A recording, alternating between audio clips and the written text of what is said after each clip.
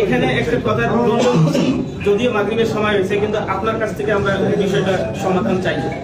উনি ওনার কথা বলছেন যে মিলাদটা সর্বসম্মতিক্রমে মুস্তাহাব, এই কথাটা বলেছেন। আমরা কি আজ থেকে মিলাদ করবো কিনা একটা বিষয়, ওনার কথাটাকে এই বলেন নাই না, প্লিজ না না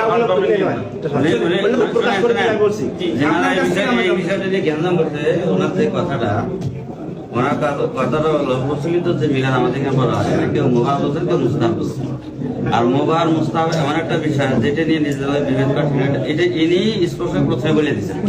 এরপরে যদি কেউ জ্ঞান করে, আপনি কি বলেন এই বিষয়ে? হ্যাঁ, আপনি কি বলেন? মিলাদকে আমরা অস্বীকার করি না, কিন্তু প্রচলিত যে মিলাদ, এই মিলাদের পক্ষে না বিপক্ষে এই কথাটা আপনি স্পষ্ট করবেন আজকে যেহেতু এটা বাহাসের মধ্যে ছিল, এই বিষয়টা আপনি স্পষ্ট আলোচনা। জি, জাস্ট আলোচনা।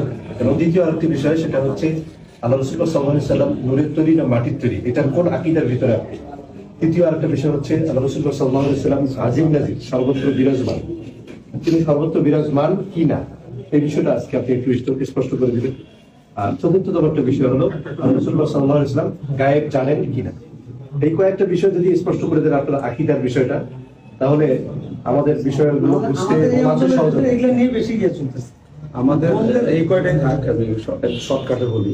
আর এটা নিয়ে বিস্তর আলোচনা করতে গেলে কিতাবাদি প্রয়োজন আছে, সময়ের ব্যাপার। আমি আমার অবস্থানটা বলে দিই যে মিলাদ কিয়ামের বিষয়টা হলো আমাদের আহলে সুন্নাত ওয়াল জামাতের আইম্মায়ে কেরাম, মুহাদ্দিসিন, ফুকাহা, ফুজালা যারা ছিলেন, এনাদের বক্তব্য আমার জানা মতো 140 জনের উপরে মুস্তাহিদ এবং হাফিজুল হাদিস তবকার বড় বড় ইমাম, ওনারা এই মিলাদ এবং কিয়ামকে মুস্তাহাব, প্রচলিত মিলাদকে মুস্তাহসান, মুস্তাহাব বলছেন। আর মূল মিলাদ তো সুন্নাহ, মূল যে মিলাদের তাজকিরা, এটা তো সুন্নতে, এটা তো সুন্নাহ। কিন্তু প্রচলিত মিলাদকে ইমাম ইবনে হাজার আসকালানী রাহমাতুল্লাহ আলাইহি, ইমাম সুয়ুতী সহ 140 জনের উপর ইমাম, যাদের উপরে কলম ধরা বা তাদের ফায়সালার বাইরে চলার আমাদের কারো কোনো সুযোগ নাই। কেউ হানাফি, কেউ শাফি, কেউ হাম্বলি, কেউ মালিকি, চারো মাযহাবের। এবং আপনারা যদি ভাই হিসেবে ভালোবেসে যোগাযোগ রাখেন, আমি সেটা সহযোগিতা করবো আপনাদেরকে দেওয়ার জন্য। এই যে আমরা এটা মুস্তাহাব মনে করি, আর এই মুস্তাহাব আইম্মায়ে আহলে সুন্নাত বলছে যে মুস্তাহাব মনে করি। কেউ মিলাদ না পড়লে তার ব্যক্তিগত ব্যাপার, এটা তো সে গুনাহগার হবে না, করলে এটা সওয়াব হবে। এটা বিরোধিতা করা মূলত হলো এই ফিতনার মূল কারণ। যারা মিলাদ করে পড়বে, যারা করে না পড়বে না, কিন্তু পরস্পরের বিরোধিতা করলে তখন এটা ফিতনা হয়। এই হলো আমার মিলাদ নিয়ে অপিনিয়ন। রাসূল করিম সাল্লাল্লাহু আলাইহি ওয়াসাল্লামের এই নুরানিয়াতের বিষয়টা, এটা হলো, এটাও আহলে সুন্নাত ওয়াল জামাতের আইম্মায়ে কেরাম, ইমাম ইবনে হাজার মক্কি, ইমাম জালালউদ্দিন সুয়ুতী, তারপরে মোল্লা আলী কারি হানাফি, আরো যত আইম্মায়ে কেরাম, ইমাম সাখাবী, অন্যান্য ইমামরা, তিনারা বলছে রাসূল পাক সাল্লাল্লাহু আলাইহি ওয়াসাল্লামের নূর মুবারক সর্বপ্রথম আল্লাহ তাআলা সৃষ্টি করছেন। এবং এই নূরে মুহাম্মাদী পর্যায়ক্রমে আসেন ইমাম ইবনু কাত্তান রাহমাতুল্লাহ আলাইহি, এবং ইমাম আব্দুল বাকি জুরকানি রহমাতুল্লাহ আলাই, ইমাম শিহাবুদ্দিন কাস্তালানি রহমাতুল্লাহ আলাই, এরপরে ইমাম মোল্লা আলী কারি রহমাতুল্লাহ আলাই, আরো অনেক আছে, আমার যে কজনের নাম মনে আছে বললাম। ওনারা সবাই বলছে যে ওয়াখতালাফাতির রিওয়ায়াতু ফি আউওয়ালিল মাখলুকাত ওয়া হাসিলুহা কামা বায়ানতুহা ফি শারহি শামাইল তিরমিজি। ইবনে হাজার মক্কির কওল বলছে আন্না আউওয়ালাহান নূর আল্লাযী খুলিকা মিনহু আলাইহিস সালাতু ওয়াস সালাম। এবং ইমাম ইবনু কাত্তান রহমাতুল্লাহ আলাইহি বলছেন যে ইমাম হযরত আদম আলাইহিস সালাম সৃষ্টি হওয়ার 2000 বছর আগেই নূরে মুহাম্মাদী থেকে রাসূল পাকের জিসম মুবারক সহ সশরীরে প্রকাশ করা হয়েছে। তো সেই হিসাবে আমরা নবীজির ব্যাপারে বিশ্বাস হলো এটা যে রাসূল পাক বেমিসাল বেনজির নূরানি বাশার, নূরের বাশার। নবীজির বাশারিয়াতকে আমরা স্বীকার করি, নূরানিয়াতকেও স্বীকার করি। বাশারিয়াতকে অস্বীকার করলে কুফরি হবে, নূরানিয়াতকেও অস্বীকার করলে এটা গুমরাহের মধ্যে পতিত হবে।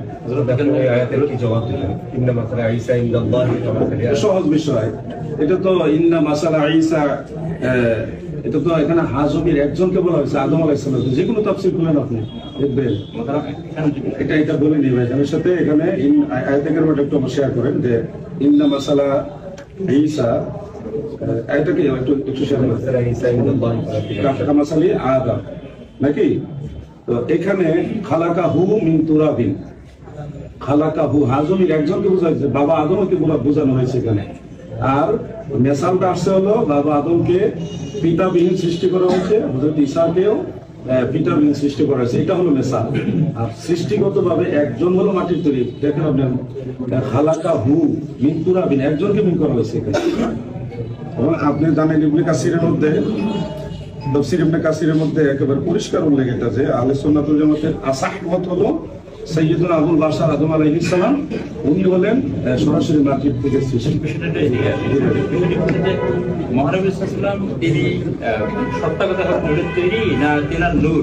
এটার আউয়াল মা খালাকাল্লাহু নূরি, আমার জামা আর আমি সমান না, আমার জামা আর আমি সমান না। তা মহানবী সাল্লাল্লাহু সত্তাগত ভাবে জাতি হবে নূরের তৈরি, নাকি হুসালামের নবুয়ত এবং রিসালাতের যে বিষয়ে নূর দেওয়া হয়েছে, কদ জাআকুম মিনাল্লাহি নূরুন ওয়া কিতাবুম মুবিন, এখানে যে রিসালাতের ব্যাপারে বলা হচ্ছে, নবুয়তের যেটা জ্যোতি, একটা লাইট আছে, এটাই উদ্দেশ্য না এই লোকটাই উদ্দেশ্য যে ওনাকেই মানে জিসমটা উদ্দেশ্য, এটা আইমায়ে যেটাকে নূরে মুজাসসাম বলা হয় আর কি। আইমায়ে আহলে সুন্নাত ওনারা রাসূলের পাকের জিসম মুবারক থেকে নূর বুঝাইছে যে আন্নাহু কানা নূরান লাম ইয়াকুন নূরা লাহু জিন্নুন ফি শামসিন ওয়ালা কামার লিআন্নাহু কানা নূরান। এটা ইমাম সাহাবী বক্তব্য, ইমাম সুয়ুতী আমরা কিভাবে সাহাবীটা প্রাধান্য দেব না সরাসরি কোরআনকে প্রাধান্য দেব? তাহলে ইন্নামা আনা বাশারুম মিসলুকুম ফাইলাইয়া ভাইজান বিতর্ক যাইতেছে না বিতর্ক না, ইন্নামা আনা বাশারুম মিসলুকুম। আমি ওনাকে বলতে উনি মেহমান, আর এটা কিন্তু বাহাসের পরিবেশ। এটা ওনার সাথে জাস্ট একটু আলোচনা, এখন সবাই যদি প্রশ্ন শুরু করি আর ওই সময়ের জবাব নিতে থাকি যে কিতাবি হাওয়ালায়, আর ওর উপরে আবার প্রশ্ন আসবে, তো এরকম তো সারা রাত চলবে, চলতে থাকে। এ তুললে মেহমান। আমরা ওনাকে মেহমান হিসেবে এনাকে বসাইছি। যেমন একটু আগে আলোচনা হলো যে আমাদের এখানে যে ঐক্যতা ছিল এলাকার মানুষের মাঝে, যে সমস্ত বক্তাদের আলোচনা সাপেক্ষে আমাদের মাঝে ঐক্যতা বিনষ্ট হইতেছে, আমরা এটা চাই না আমাদের মাঝে ঐক্যতা বিনষ্ট হোক। তো এই বিষয়ে আপনি আলোচনায় উঠে ধরবেন, এই বিষয়ে এর আগে তুলে ধরা হয়েছে কথা। এখন প্রত্যেকটা বিষয়ে যদি আলোচনা করতে যান তা আলোচনা তো অনেক লম্বা হবে। এখন ভাইজানকে যে উনি যে উত্তরটা দিতেছেন সে উত্তরগুলো হলো মানে মুজমালান উত্তরে, কিন্তু যেটা বাহাসের মধ্যে খোলাসা হবে উভয় পক্ষের দালাইল মধ্যে, এটা কিন্তু মুজমাল আলোচনা এটা হবে না। যেমন মনে করেন নূর, রাসূলুল্লাহ সাল্লাল্লাহু আলাইহি ওয়াসাল্লাম নূরের তৈরি না মাটির তৈরি, এই বিষয়টি নিয়ে আপনি এখন একজন আগাইতে হবে নূরের জিসমি না নূরের রূহ, নূরের জাতি না নূরের সিফাত, এই তিনটাকে ভাগ করা লাগবে, তবে এটি ক্লিয়ার হবে।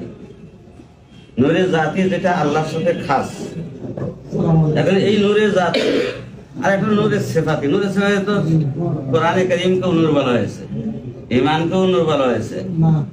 প্রত্যেকটা আমার আপনার ভিতরে ঈমান আছে, ঈমানটা কি নূরে না? ঈমানটা কি নূর না? আমার আপনার ভিতরে তো নূর আছে। বিষয়টা এটা তাফসীলান ওই সময় হবে যদি ডিবেটের পরিবেশ হইতো, ভাইজানকে যদি ওই হিসেবে আগমন করা হইতো তাহলে হইতো। এটা একটা আমরা আলোচনা করছি, এখন সবাই প্রশ্ন করতে থাকি বিষয়টা কেমন হবে। এখন বিষয়টা হলো এখন এই সব বিষয়গুলো তো এই ছোট্ট আলোচনায় মানে এটা আলোচনার সমাধান না, আর আলোচনার পৃষ্ঠে আরো প্রশ্ন আসবে, দেখা যায় অনেক লম্বা টাইম চলে যায়। উনি মেহমান, উনি ক্লান্ত হয়ে আসছেন। এখন আপনারা যদি বলেন যে খালি নূর নূরের তৈরি না মাটির তৈরি, এটা আপনাকে বা পরিবেশে বুঝাইতে গেলে তাই নূরের জিসমি বুঝতে হবে, তারপরে নূরের রুটি বুঝতে হবে, তারপরে নূরের জাতি বুঝতে হবে, নূরের সেবাতি বুঝতে হবে। এই চারোটা সমন্বয় করে তখন আমার আকীদা কি এটি স্পষ্ট হবে। যেমন মনে করেন আরেকটা বিষয় হলো, এখন আমাদের মধ্যে কেউ প্রশ্ন করবো যে রাসূল গায়েব জানতেন কিনা। এখন ডিবেটের প্রশ্ন, ভাইজান এক প্ল্যাটফর্ম আমি এক প্ল্যাটফর্ম, তখন কিন্তু বন্ধুত্ব আছে, আন্তরিকতা আছে, দুই ভাই মিলে একসঙ্গে এক প্লেট খানা খাবো। কিন্তু যখন কোরআন হাদিস নিয়ে উভয়ে বলবো তখন দেখা যায় উভয় যাদের মতকে প্রাধান্য দেওয়ার ব্যাপারে আমরা শক্ত অবস্থান থাকতে। এখন মনে করেন এমনি আবার একসময় এক প্লেটে খানা খাবো, এটা ঠিক আছে, কিন্তু মেহমান হিসেবে আসতেন। এখন রাসূল ইলমে গায়েব জানেন কিনা, এই ইলমে গায়েব জানতে গেলে এখন এখানে অনেকগুলো বিষয়ের মধ্যে সম্পৃক্ত আছে। এই বিষয়গুলো পর্যালোচনায় একে অপরের সাথে ডিবেটের মাধ্যমে প্রশ্ন উত্তর কোরআন হাদিসের দালাইল ভাবে যে না আছে, বিশেষত অংশগ্রহণ থাকে, এই অংশগ্রহণ থাকাটা এটা আরেকটা ফিতনার কারণ হবে। সেটা হলো যে ইলমে গায়েব, যেমন ইলমে গায়েবকে ভাগ করা হয়েছে, তার মধ্যে একটা আছে ইলমে আতাই। এই ইলমে আতাই তো এলমে জাতি, এলমে আতাই, এলমে জাতি আর এলমে আতাই, এলমে জাতি একটা বিশেষ জাতির জন্য খাস। হ্যাঁ, এলমে আতাই যেটা আল্লাহ পাকের পক্ষ থেকে কাকুর দেওয়া হয়েছে। এখন এই প্রসঙ্গে অনেক প্রশ্ন আসবে যে এখানে আলিমুল গায়েব বলতে এলমে জাতির আলিমুল গায়েব না এলমে আতাইর আলিমুল গায়েব, এই বিষয়ে আলোচনা দরকার। এখন এলমে গায়েব যদি আতাই হয় তাহলে এলমে গায়েব আতাই হওয়ার পরে এটা এলমে গায়েবের সীমাবদ্ধতা থাকবে কিনা? কোরআনে কারীম এর মধ্যে গায়েবের খবর আছে, এর মধ্যে গায়েবের এলম আছে। কোরআনে কারীম এলমে গায়েবের এলমে কোরআন এলমে গায়েবের অন্তর্ভুক্ত কিনা? আল্লাহ রসুল সাল্লাল্লাহু আলাইহি ওয়াসাল্লাম আলিমুল গায়েব আমরা এটা বলি। রসুল সাল্লাল্লাহু আলাইহি ওয়াসাল্লাম ছাড়া আরো আমরা কিন্তু আলিমুল গায়েব নবীকে বলি না, আপনি কথা আমরা বলি মুখবিরুল গায়েব। মানে সময় কম, সময়টা সংক্ষেপে আনার জন্য আমি সবাইকে লক্ষ্য করতে এত কথা জজিয়াত বাড়িয়ে এটা বাড়ানোর পরিবেশ না, আমরা ওদিকে না যাই। এখন কোরআনে কারীমের এলেমকে যদি এলমে গায়েব বলা হয় তাহলে যিনারা কোরআনে কারীমের এলেমের বাহক, তাহলে এই প্রশ্ন উত্তর কি আসবে? তাহলে সব ওলামায়ে কেরাম এলমে গায়েব জানেন, ওলামায়ে কেরামদের মানছে, আউলিয়ায়ে কেরামদের মানছে, যা আহলে সুন্নাহ ওয়াল জামাতের আকীদা। কাশফ ইলহাম, কাশফ ইলহাম এটা কিয়ামত পর্যন্ত বহাল থাকবে। কাশফ ইলহাম এটা এলমে গায়েবের অন্তর্ভুক্ত কিনা? বা যাদের ভিতরে এলমের কাশফ ইলহাম হয় তাদেরকে আলিমুল গায়েব বলা যাবে কিনা? এখন যদি আলেমদেরকে আলিম গায়েব বলা হয়, আউলিয়াদেরকে আলিমে গায়েব বলা হয়, রসুলকে যদি আলিমে গায়েব বলা হয় এলমে আতিয়া হিসেবে আল্লাহ পাকের পক্ষ থেকে যেটা দেওয়া হয়, তাহলে এখানে বিভেদ কোথায় হবে? আর যদি এলমে গায়েব বলতে মানে জাতিটাকে বোঝানো হয়, অবশ্যই এটা আহলে সুন্নাহ ওয়াল জামাতের পরিপন্থী।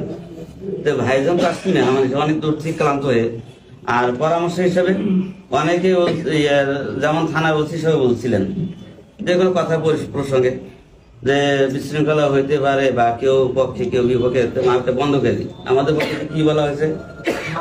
মাহফিল বন্ধ চলবে না, কোরআন হাদিস আলোচনা চলবে, মানুষ কোরআন হাদিস আলোচনা শুনলে মানুষের ঈমান বৃদ্ধি হবে। মাহফিল বন্ধ করার পরিকল্পনা যদি কেউ করে আমরা তাদের বিরোধিতা করি। মাহফিল বন্ধ কেন হবে? আমাদের কথা হলো আমরা শান্তিপ্রিয় এলাকার মানুষ, এই এলাকার মানুষ ধর্মকে খুব মহব্বত করে, যার দরুন বাহির থেকে কিছু ফিতনা এসে আমাদের এলাকার মানুষগুলোর উপরে আক্রমণ করে, মানুষ এগুলো বুঝতে পারে না। যেমন গতকালের প্রোগ্রাম সামনের মানে 13, 14, 15 তারিখের সময় 3 দিন আহলে কোরআন একটা প্রোগ্রাম ছিল ভুনিয়ামারিতে। আমাদের কুড়িগ্রাম জেলায় এর প্রভাব ছিল না, হঠাৎ করে কে বা কারা এই প্রোগ্রামটা নিচ্ছে। গতকাল আমি একাই গেছি, এই কথা বলতে এটা বন্ধ হয়ে গেছে। এটার দ্বারা যে আলোচনার দ্বারা যে প্রোগ্রাম দ্বারা মানুষের ঈমান আকীদার ঝুঁকিতে পড়বে, অবশ্যই আমাদের বিষয় আহলে হাদিসদের ব্যাপারে অবশ্যই কঠিন থেকে কঠিন পদক্ষেপ আমাদের থাকবে।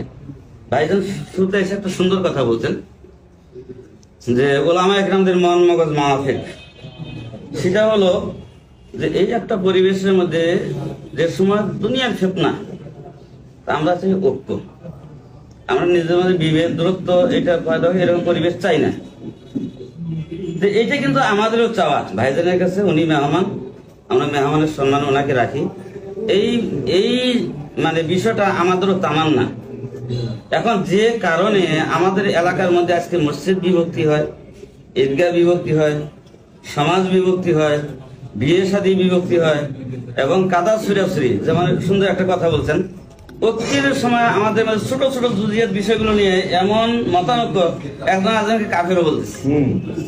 আমরা অদ্দূর না যাই তো যে পরিবেশে যে আলোচনাগুলো কেন্দ্র করে আমাদের শান্ত পরিবেশের মধ্যে একটা অশান্তির আগুন জ্বলে ওঠে, মসজিদের মধ্যে বিভক্তি হয়, ঈদগাহের মধ্যে বিভক্তি হয়, এই আলোচনাগুলোর ব্যাপারে আপনি আমার ভাই, আমাদের ওলামায়ে কেরাম সবারই ভাই, আপনি একজন যোগ্য আলেম, আমরা আপনাকে কুড়িগ্রাম জেলার সমস্ত ওলামায়ে কেরামদের পক্ষ থেকে মেহমান হিসেবে যথাযোগ্য সম্মান প্রদান করি। আপনার কাছে একটা অনুরোধ থাকবে, আপনার আলোচনাটা এই ঢাঁচের হবে যে আলোচনার পরিপ্রেক্ষিতে প্রথমে বলা হয়েছে যে আমাদের মধ্যে ঐক্যের বন্ধন অটুট থাকে, বিভক্তি হয়, এরকম আলোচনা না করার ব্যাপারে অনুরোধ। আপনার অনুরোধ যথাযথ মূল্যায়ন করা হবে ইনশাআল্লাহ। আর কিছু মানুষ আছে, ওই হযরত ঈসা আলাইহিস সালাম বলছেন আমি আল্লাহ পাকের হুকুমে মৃত মানুষকে জীবিত করতে পারি, সাধারণ মানুষকে বুঝাইতে পারি না। তাহলে বোঝা গেল মৃত মানুষকে জীবিত করার থেকেও সাধারণ মানুষকে বোঝানো বড় কঠিন।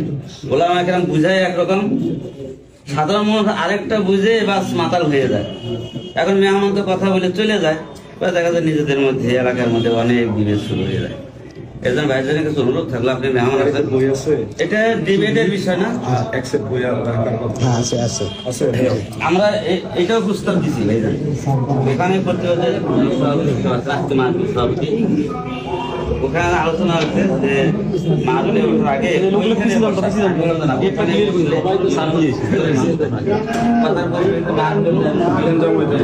ঝামেলা করে মাহফিলের ক্ষতি হয়, এমন কাজ করা যাবে না। যদি হয় আমরা এখানে ঘরোয়া কোনো ডিবেট না, আমরা মেহমানের সাথে এখানে ঘরোয়াভাবে বসে কিছু কথা বলবো এবং আমাদের এলাকার চিত্রটা আমাদের তুলে ধরবো।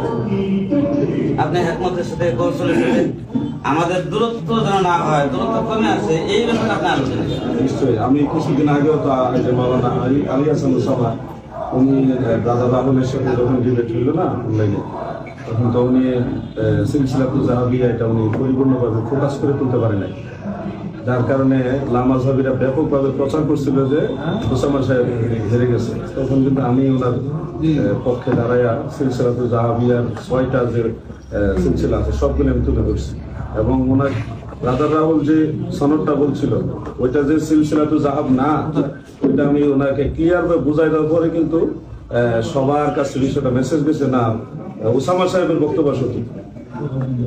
তো আমরা মাঝহাবের স্বার্থে আমি আমার অবস্থান থেকে সবসময় চেষ্টা করি যে লামাজহাবকে প্রতিরোধ করি। সেক্ষেত্রে আমি কওমি না আলী এগুলি আমি দেখি না।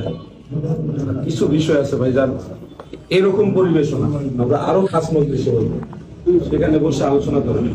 যেমন এলমে গায়েবের ব্যাপারে হুজুরকে কথাগুলো তুলছেন, আমি যত শুনলাম হুজুরের সাথে আমি 5 মিনিট কথা বললে দেখা যাবে হুজুরের যেই আমিও সেই, মানে এলমে গায়েব, আমরা তো গায়েবে জাতি রসুলের বাগ এটা তো আমরা দাবি করি না, আমরা বলি গায়েবে আতাই, যেটা এটা নবীজিকে আল্লাহ তাআলা দান করছে।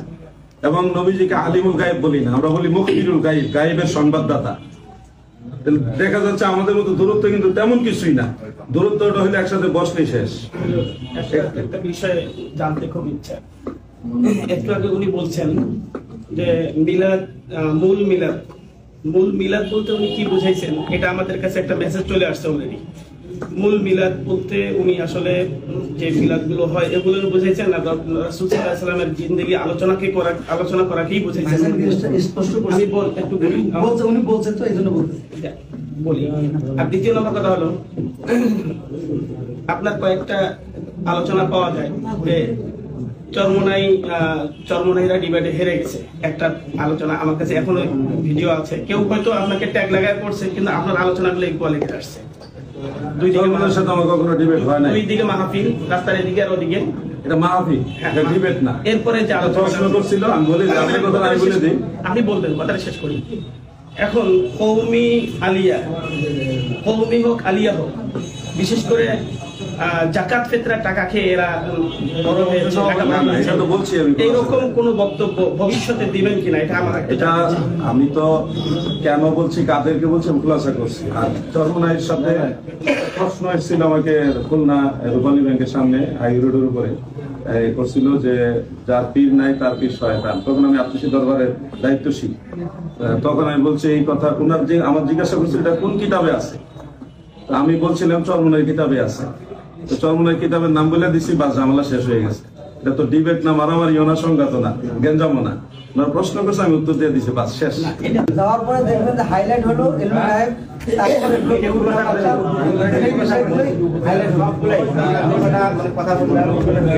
যদি আসে এলমে গায়েবের ব্যাপারে তো প্রশ্ন আসলে আমি উত্তর দিব, সেখানে তো শুনবে। যদি কোনো ধরনের মনে করেন আহলে সুন্নাত ওয়াল জামাতের আকীদার খেলাফ কোনো কথা বলি, তাহলে আপনারা আমাকে ধরবেন আবার যে আপনি কেন এটা আহলে সুন্নাত ওয়াল জামাতের খেলাফ কথা বললেন। আর আমি তো বলে গেলাম যে গায়েবের জাতি নবীজি জানে, এটা আমরা বলি না। নবীজিকে আলিমুল গায়েব মনে করি না, আমরা মুখবিরুল গায়েব মনে করি। নবীজি গায়েবের সংবাদদাতা, তো এটা তো এটা নিয়ে তো একতলাপ নাই। আমাদের আপনার বক্তব্য হ্যাঁ বাস, এটা এখন অসুবিধা নাই। শুধু আমার বই সব কালকে মাহফিল থেকে সব নিয়ে গেছে মানুষের, মানে নাই, আরো কিছু বই আছে, সবাইকে দেওয়া সম্ভব না। সবার পক্ষে আমি হুজুরকে অ্যাকসেপ্ট কিছু বই দিয়ে গেলাম বাদ দিয়ে। আশা করি এগুলি দেখলে হুজুর আমার সম্পর্কে একটু আমার আকীদাটা কি, আমার কোন পথে আমি চলতে সেটা হুজুর একটা আইডিয়া করতে পারবে। হুজুর কাজ দিয়ে হিসেবে দিয়ে গেলাম।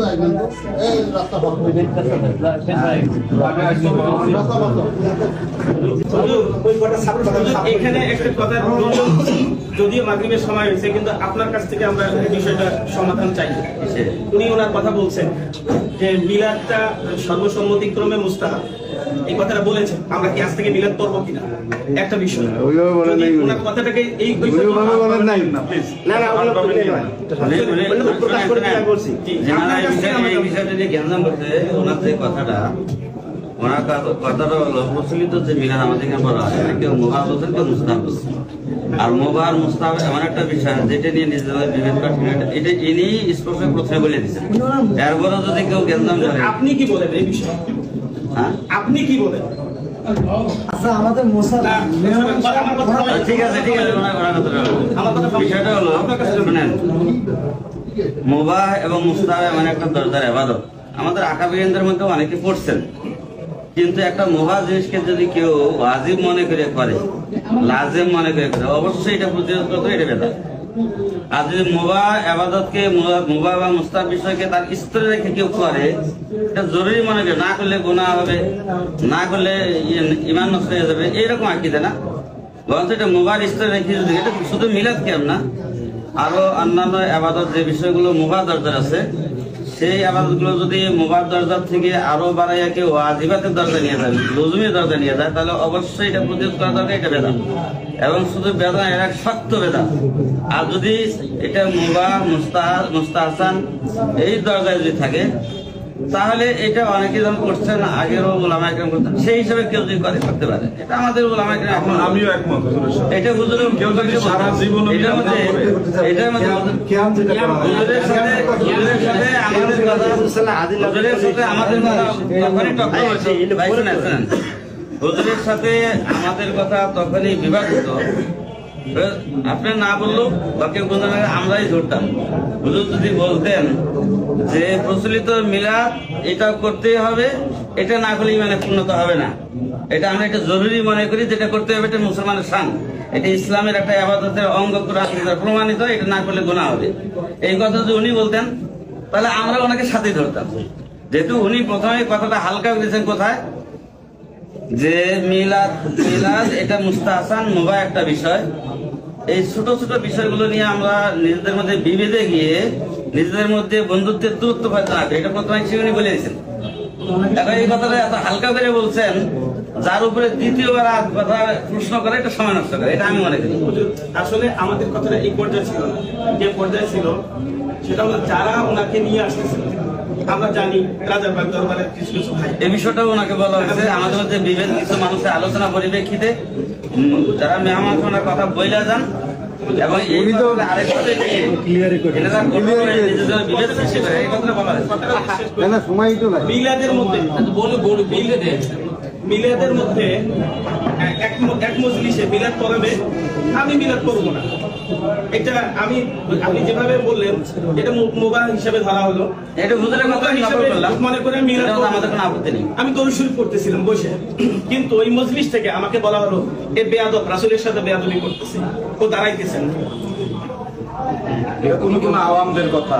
আমাদের বক্তব্য হলো, কেউ যদি সারা জীবনও মিলাদ না পড়ে, এটার যদি সে সগীরা গুনার অধিকারীও হবে না, কিন্তু পড়লে সব হবে। ওই মজলিস থেকে না দাঁড়াইলে এটা আওয়ামদের বক্তব্য, এটা আমরা দলিল হিসেবে দেব না। কিয়ামটাকে কোন নজরে দেখে?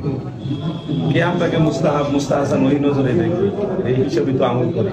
কিন্তু এগুলি নিয়ে যদি আরো আমরা আলোচনা করতে চাই, মানে কথা শুনে এটা আরো বাড়তে থাকবে। আমাদের এই 10 মিনিট আর আধা ঘন্টা এটা সমাধান হবে না।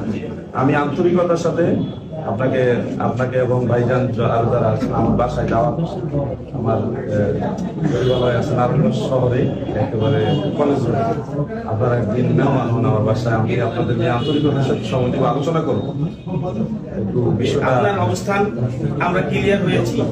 আপনি আমাদের স্থানীয় যে শায়েখ আছেন আব্দুল রহমান হুজুর কাসেমি সাহেব, ওনার বক্তব্যের সাথে যদি আপনি একমত হন, আমাদের এ নিয়ে কোনো দ্বিমত নেই। আমাদের মধ্যে মূলত কোনো দ্বিমত নাই।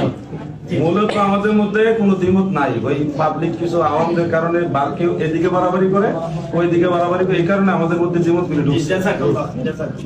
বাড়াবাড়ি করে এই যে লাগিয়ে দিয়েছে, মনে করো আমরা দূর থেকে আসছেন, দূর থেকে আসছেন, আসলে একটা সরাসরি কথা বলে চলে গেছে। এই তো দোয়া হবে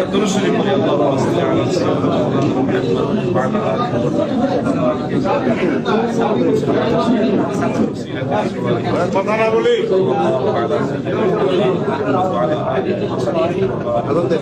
اللهم آمين. اللهم لنا ولإخواننا الذين سبقونا بالإيمان. يا رب العالمين, আমাদের জীবনে জানা অজানা সমস্ত গুনাহ খাতা মাফ করে দেন আল্লাহ। আমাদের দুনিয়া ও আখিরাত সহজ করে দেন আল্লাহ। হে আল্লাহ, আপনার আযাব থেকে বাঁচার মতো কোনো শক্তি আমাদের নাই। আমরা আমাদের নিজেদেরকে আপনার কাছে সুপর্দ করলাম। আপনার হাবিবের উসিলায় আমাদের দুনিয়া ও আখিরাতকে আপনি সহজ করে দেন আল্লাহ। আমাদের মা বাবা দাদা দাদি নানা নানি আপনজন যারা কবরবাসী হয়েছেন তাদের সবাইকে আপনি দয়া করে মাফ করে দেন আল্লাহ। আল্লাহ তাদের কবরগুলো জান্নাতের বাগান বানায় দেন আল্লাহ। ওলামায়ে আহলে সুন্নাতের হাজিরিকে আপনি দয়া করে কবুল করেন। ওয়া সালামুন আলাল মুরসালিন ওয়ালহামদুলিল্লাহি রাব্বিল আলামিন। বিহামদি লা ইলাহা ইল্লাল্লাহ।